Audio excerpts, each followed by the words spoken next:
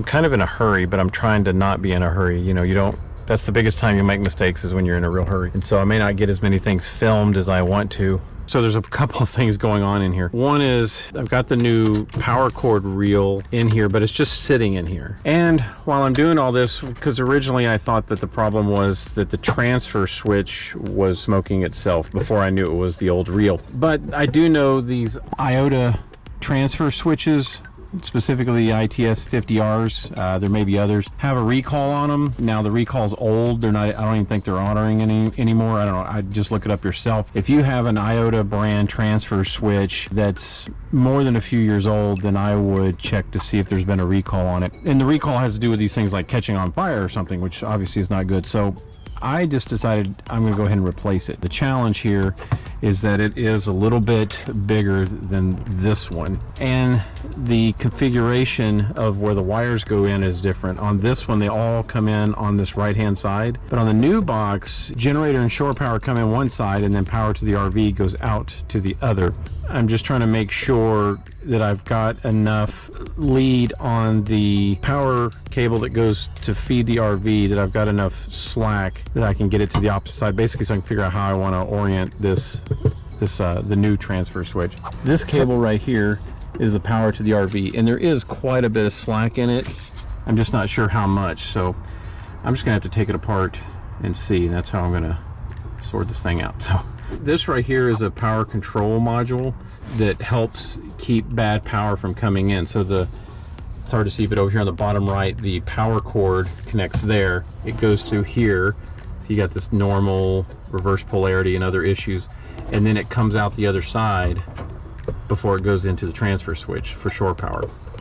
So I'm gonna keep this unit, even though I have like a watchdog, but I may need to reorient this as well. I may need to turn it sideways or something, I don't know. So I just got to get all this out. I probably should take this out. It's like I said, it's just sitting in there right now. And this is a bigger cable.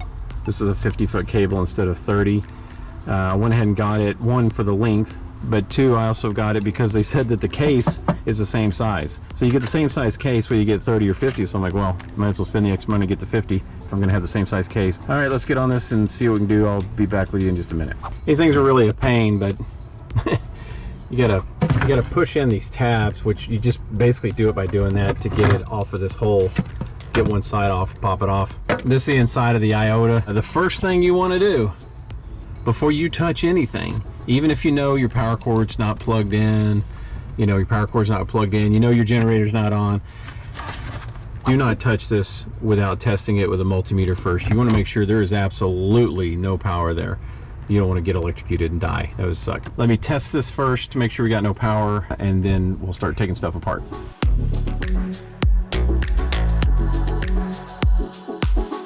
Everything's zero, so that's good. No power. Now I can touch this. Okay, no power. That's good. I've got all the generator, the RV power, and then down here is the shore power cord. I got them all disconnected, and it's been raining on me. Here, let me pan back so you can see the water dripping. Now, I'm not working on electricity in the rain. I stopped when it was raining really hard. Now it's just dripping from leftover rain, but I don't have any power here anyway, so this is all disconnected. So I'm gonna take 4 screws out, 1, 2, 3, 4, and they're those square head screws. I'm gonna take those out, and then this puppy should just pop right out of there, and then I'll be able to test fit the new one. All right, let's do that. I guess it's a good thing I'm using a GoPro, so I don't have to worry about it getting wet. Is the lens wet? Look at my glasses. All right, so got the screws out, wires disconnected, and this puppy just comes right out. Now I got a big space here, so let's go inside and see if we can do some figuring out what we're going to do. So here's these two side by side. This is the iota that I just took out, and you can see that it's quite a bit smaller than that one. The height is about the same, but the length, the width is almost double. Almost, not quite double. some things that are similar, some things that are different. You know, like this, all the cords came in the same side, and this one has generator power, shore power, and then way over here to the left is power out to the RV. And so that's a distance where I'm thinking that that cable may wrap around, but I just realized that unit that was under this one, I could relocate it too. The cool thing about this one is there's also a mechanical interlock between the two sides. So if one side is down, it physically won't allow the other one to engage. So it's electronic, but it's also physical. So it's kind of cool. It's something extra this one has. So I've got the sheet that came with this bad boy, and what's great is it has the torque specs for all the screws. So when you put that wire in there, like these on these right here, am I looking at those backward? Input. So yeah, this is mirror image. So these 6, they get torqued to 45 inch-pounds. All right. So when I put those on there, I have a torque screwdriver that I can set to 45 inch-pounds, and I'll torque them down until it starts clicking, and that way I know that these are connected correctly with the correct amount of torque. I notice it doesn't say the other side. Hopefully it's not too much of a leap, but figuring if these 6 are torqued to 45 inch-pounds, then this one here is probably going to be 45 inch-pounds too, because the same amount of power is going. This is just selecting which one's going which way. Now I just got to figure out how I'm going to put this one in that space. Well, lots changed. Ended up having to take the reel out because it's so big and bulky, but also got to measure to make sure that this is going to fit. And what I figured out is that the furthest this way of this box cannot touch, or it won't fit behind the cord reel. So I got the power reel here on the ground. The length of this thing, as far as the frame goes, is 14.5 inches. So it's 14.5 inches. That means almost for the bottom of this logo is the furthest that way it can go. And if you look over here, you can see I already don't have a lot of room for connecting. So I think what may happen is this may end up on this wall. This outlet and that power control thingy majiggy will end up probably back where it was, kind of low on this wall. To be perfectly honest, I don't see me personally ever using these cable hookups or a landline telephone hookup. I don't see me ever using this, but I don't want to cut it out. A future person may want maybe the cable hookup, you know, depending on where they are, what they're doing, what their setup look like. So I'm going to relocate it over there and we'll see what happens. I don't know if I look hot, but I feel hot. That thing was a bear. Oh my goodness, I don't really see it very well. Put my light up, but I got it in. 2 screws at the bottom, 2 screws at the top. When you're screwing into an RV, be careful that you know what you're screwing into. Like I already checked behind here to make sure that I wasn't going to screw into something that was bad. And the other 2 screws are in this piece of square angle iron, whatever you call it, square iron that goes all the way across. So this thing is in there pretty secure. Now I just got to run the other wires, run the bottom ones, and hook that part up. Well, I got a few other things to hook up. I got to hook up that. I got to hook up that. But we're getting there. Got the top feed that goes to the RV. Nothing's plugged up yet, but it's in there and it's connected and it's all nice and secure. So I got this cable holder. Gives it a little more strength going up and helps it stay bent. Mounted that outlet for the phone line and the satellite or cable interior coming in. So that's, and I just had to move this. I didn't have to rewire it. I've got the generator wire all the way in. That one was much easier than the top one. And now I'm working on putting this thing in. I'm going to lift it up off the ground, feed this cable behind the generator one, and then it's going to go up through here. And then I'll be pretty close to ready to start wiring things up. And then I'll clean all this junk out and I'll get the reel mounted in here and connected to this, and we'll be good to go for a test. So I don't know if I'm gonna finish tonight because I'm running short on time. We'll see, but let me get this sucker mounted and run around and we'll see where we're at. So I've already wired all the rest of this up. The last 3 here are these ones going up to the output to the RV.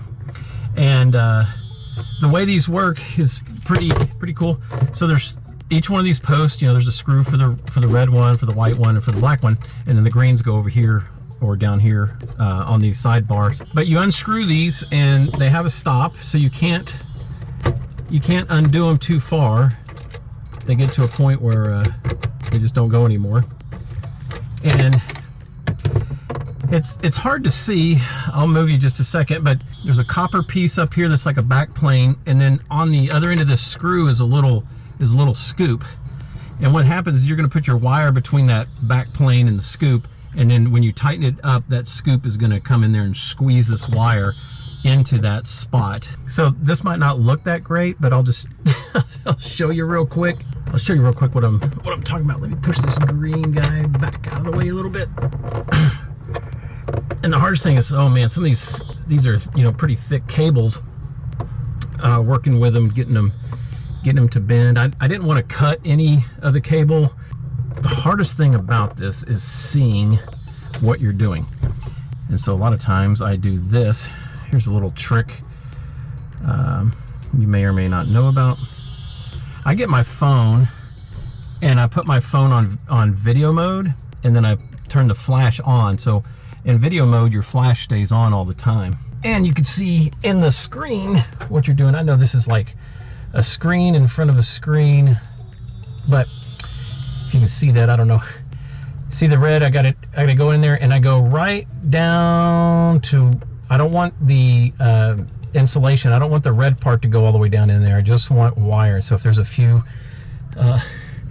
little segments, little slivers pushed or still between the I don't know what I'm trying to say, little sliver between the insulation where you can see the wire for just a little sliver, that's okay, because it's also protected in this this little plastic scoop that keeps them separated and things like that. And then this screwdriver is a torque screwdriver. I got it set to 45 inch-pounds, which is what the manufacturer said to tighten these down to. And so you snug them up, and then listen, you hear that beat? That means like it won't let you go more than 45 pounds or 45 inch-pounds. And so now that one's snug and secure, red on red. Now we're gonna do white, and then we'll do black. But you can kind of see there's that space right there between the copper color and the silver color, and you get that sucker to go down in there and hold it right there where the insulation is almost touching it, and then screw it down.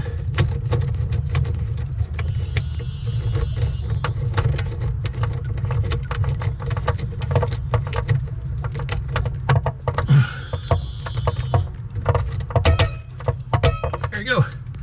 That one's tight. One more. All right, so I'm going to retest all of them. That one's tight. That one's tight. That one's tight. Tight. All of those are tight. So this sucker's done. These are 35 foot-pounds. I don't know why they're different. Probably because they're a different screw. Oh yeah, this is a different bit. And I didn't have a short one. I've got this giant long bit, but hey, it still works. That one's tight.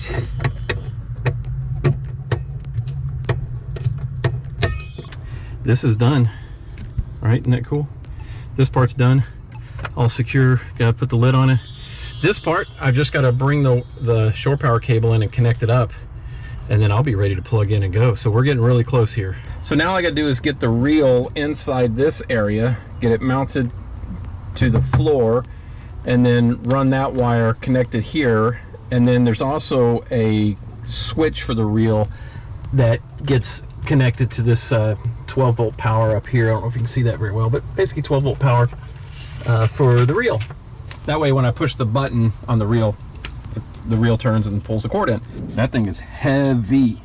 50 feet of this power cord on here. The control wires and the wire that connects to this unit are all on the back side, and that thing barely fits in here. So like I've got to get it tilted up and get it in here, and then finagle around the back side. So I got to try to figure all that out first before I actually go to put it in here.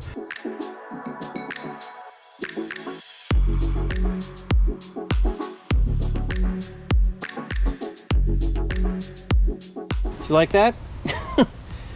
It's in. I'm on the home stretch. Got this guy mounted in here, bolted down to the frame. This thing is going nowhere.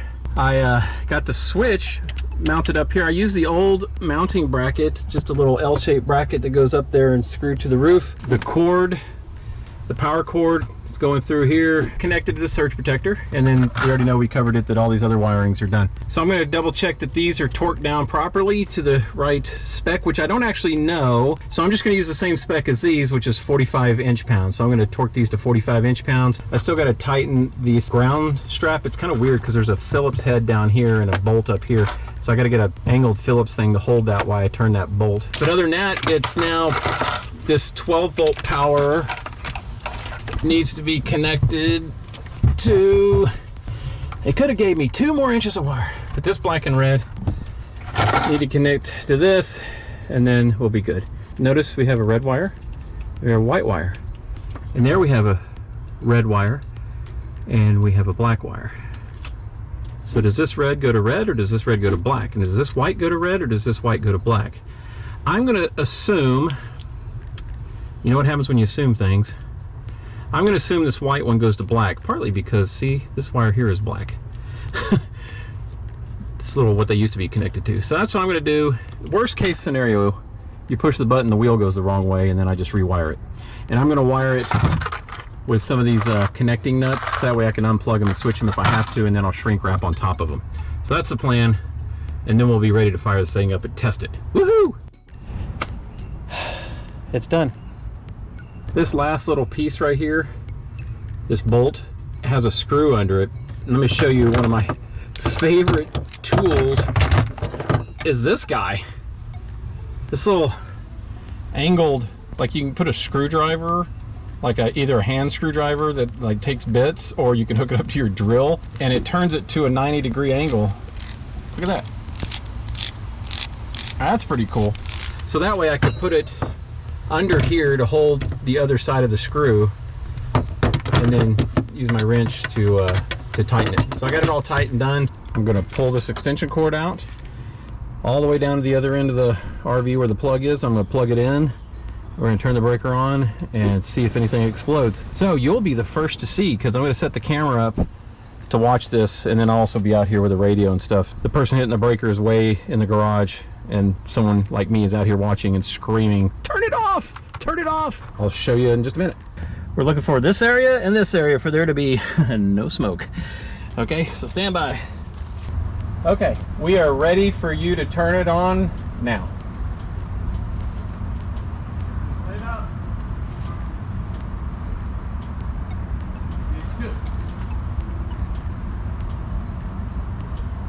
It's on.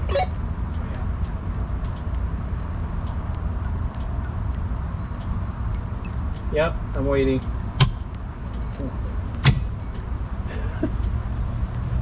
Okay, shore power just engaged on the transfer. Nothing blew up yet! All right, that may have been anticlimactic for you, but that's exactly what you want. You want it to be anticlimactic. You don't want any smoke, you don't want any fire, you don't want anything to go in a way that you don't want it to go. Let me show you something real quick that I didn't get a video of, part of the retest that you do. So one thing is to remember that there are 2 inputs to your transfer switch. If you remember, there's an input for shore power, and then this gray one is an input for your generator. We tested on video turning on the shore power, and that's the power that's coming in through this reel, or coming in through here, going through the reel, going through this power control module, surge protector, and then it comes through, back, and up right here, right? And so we tested that and it worked great.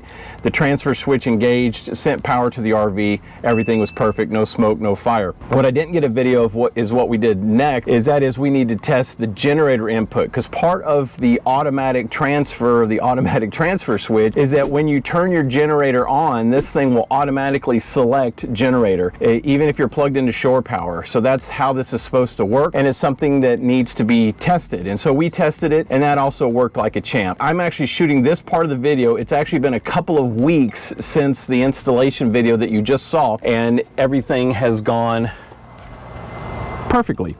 Everything's gone great. Nothing is blown up, nothing is smoked. I hope this is helpful. I know this is a little bit more on a, call it an upper level DIY. Maybe if you've had experience in electronics or like electricity type work, this might be something you'd be willing to tackle. But if you don't have experience in that realm, then this may not be something you want to tackle, and you might want to call an RV technician, call an electrician friend you might have, or you can take it to an RV repair shop. I just wanted to show you how I did it in mine. The most important thing is to make sure you know what those torque specs are and that you're torquing those connections down properly, because remember, I think I said it earlier, loose connections is what causes heat in electricity, and heat is what causes smoke, and smoke causes fire. Well, smoke doesn't cause fire, but you know what I mean. Heat causes fire, heat causes smoke, heat causes problems. So you want to make sure those are torqued down to the manufacturer specified torque ratio. Make sure they're tight to the right limit. Hey, if you like this kind of content or things very similar to it, hit like and subscribe, and that'll tell YouTube that you like RV information videos. It doesn't necessarily tell YouTube that you love RV Shepherd, although that'd be nice too, but it does tell YouTube that you like RV videos. So click subscribe, click like. I'm David, the RV Shepherd. Bye-bye.